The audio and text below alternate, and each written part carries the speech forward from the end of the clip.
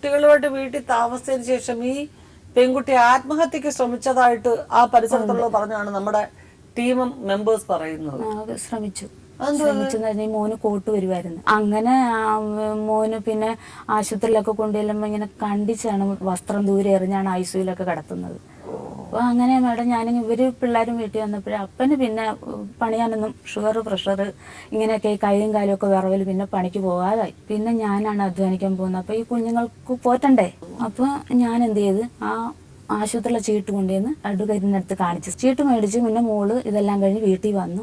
അപ്പൊ ഞാൻ ഇടയ്ക്കൊക്കെ വിളിച്ചു ചോദിക്കും, പറഞ്ഞു ചേച്ചി വിളിപ്പിക്കാം വരാം എന്നെല്ലാം പറഞ്ഞു. പക്ഷെ വേറൊരു സമയത്ത് വിളിച്ചിട്ട് പറഞ്ഞു ചേച്ചി കേസ് പോയി, അവര് രക്ഷപ്പെട്ടു. എങ്ങനെ രക്ഷപ്പെട്ടു? എന്നോട് പറഞ്ഞു എനിക്ക് പറയാൻ പറ്റുമെന്ന് എനിക്ക് അറിയത്തില്ല.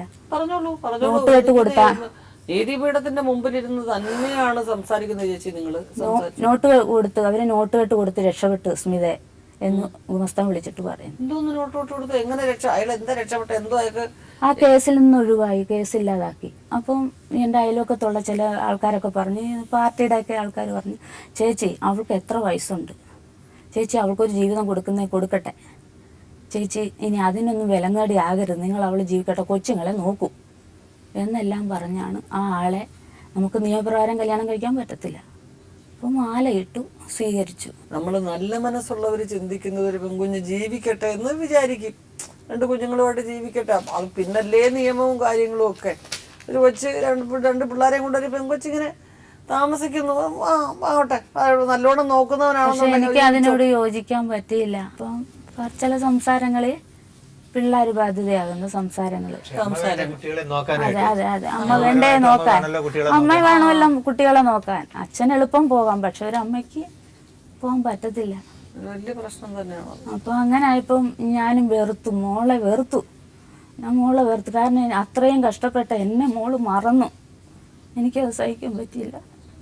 ഈ മോൾക്ക് കുട്ടികളെ വേണ്ടെന്നാണ് പറയുന്നത്. കുട്ടികളെ വേണ്ടെന്നല്ല, പുള്ളിക്ക് നോക്കാനുള്ള കഴിവ് പുള്ളി നോക്കത്തില്ല. അപ്പൊ അങ്ങനെ നമ്മള് കുഞ്ഞുങ്ങളെ കണ്ടുപോയില്ലേ, സ്നേഹം കൊടുത്തു പോയില്ലേ, കുഞ്ഞുങ്ങളെ നമുക്ക് ഒഴിവാക്കാൻ പറ്റുമോ? സ്മിതയുടെ ഒക്കെ അടുത്ത വീട്ടിലാണ്. 4 വർഷമായി. അതിൽ കൂടുതൽ ഇവരുടെ അച്ഛനെയൊക്കെ നേരത്തെ എനിക്കറിയാവുന്നതാണ്. 4 വർഷമായിട്ട് ഞങ്ങളോട് താമസിക്കുന്നതാണ്. ഞാൻ വരുമ്പോൾ ഞങ്ങൾ താമസിക്കാൻ വരുമ്പോൾ സ്മിത ഇവിടെ ഉണ്ടായിരുന്നു. അത് കഴിഞ്ഞാണ് പോയത്. പിന്നെ ഇവർ സുധർമ്മയും അച്ഛനും കൂടെയാണ് കൊച്ചുങ്ങളെ നോക്കുന്നത്. ഒരു ജോലിയൊക്കെ ചെയ്ത് ആണ്. അവരില്ലാത്തപ്പോൾ ഇടയ്ക്കൊക്കെ ഞങ്ങളൊക്കെ നോക്കും. പിള്ളേർ തന്നെ ആകുമ്പം ഒറ്റയ്ക്ക് ഇരിക്കുമ്പോഴൊക്കെ ഞങ്ങളൊക്കെ നോക്കും. എല്ലാം തരുത്തുകാരെയൊക്കെ സഹായിക്കും. പിള്ളേരുടെ അച്ഛനെ കണ്ട ഓർമ്മ പോലും ഇല്ല. അവർക്ക് ഇവർ തന്നെ ഉള്ളൂ.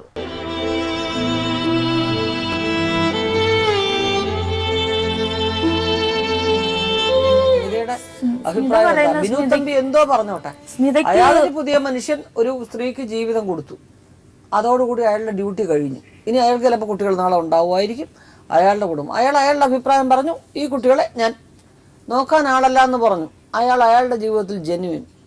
ഈ എന്താണ് അമ്മ എന്ന സ്ഥാനം സ്മിത പറഞ്ഞതെന്നുള്ളതാണ് പ്രശ്നം. അമ്മയ്ക്ക് സംരക്ഷിക്കാനുള്ള കഴിവില്ലെന്നാ പറയുന്നത്. എന്തുവാ കഴിവ്? എന്താണ് കഴിവ്? എന്താ കഴിവ് വേണം? ഒരമ്മ പോകുന്നവര് പോട്ടെ, എന്റെ കുഞ്ഞുങ്ങളെ എനിക്ക് വേലയെടുത്ത് ജീവിക്കണം, ഒരു തന്റെ ഇടം സ്മിത എന്ന അമ്മയ്ക്ക് ഇല്ല. ചില പിള്ളേർക്ക് കഴിക്കാനുള്ള സാധനങ്ങളെല്ലാം കൊടുത്തിട്ട് പിന്നെ പോയി.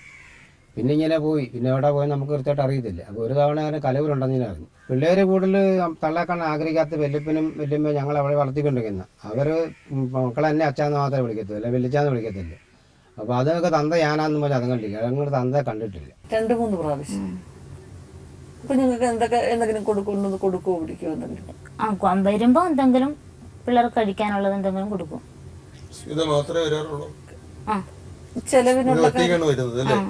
ചെലവിനുള്ള കാര്യങ്ങൾ എന്താണ് ചെയ്യാറ്? ചെലവിനായിട്ട് അങ്ങനെയൊന്നുമില്ല മേഡം. അതൊക്കെ എന്റെ അച്ഛനും അമ്മയും. പിന്നെ എന്റെ ഭർത്താവ് ശ്രീധനം ഒന്നും മേടിക്കാതാണ് എന്നെ കല്യാണം കഴിച്ചത്. പിന്നെ ഇപ്പൊ ഞങ്ങൾക്കുള്ള ആ ഒരു ഓഹരി സ്ഥലത്താണ് ഇപ്പൊ എന്റെ അമ്മയും അച്ഛനും ആ കുഞ്ഞുങ്ങളും താമസിക്കുന്നത്.